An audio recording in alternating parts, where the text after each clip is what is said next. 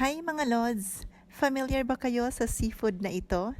Isa lang naman ito sa pinakasikat na yamang dagat sa aming isla, ang isla ng Tawi-Tawi.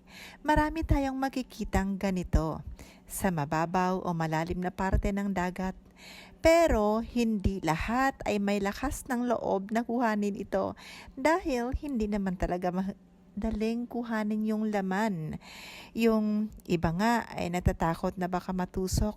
Ang sakit pa naman nito. Well, yun ay para sa mga hindi pa sanay. Pero itong sina ate, kaya dali na lamang para sa kanila. Kasi nga, ito na yung kinalakhan nila. Tingnan ninyo, nakukuha nila ang laman ng walang kahirap-hirap. Pagkatapos, binibenta nila ito sa halagang 50 pesos sa bawat 290 ml. Ang sarap pa naman.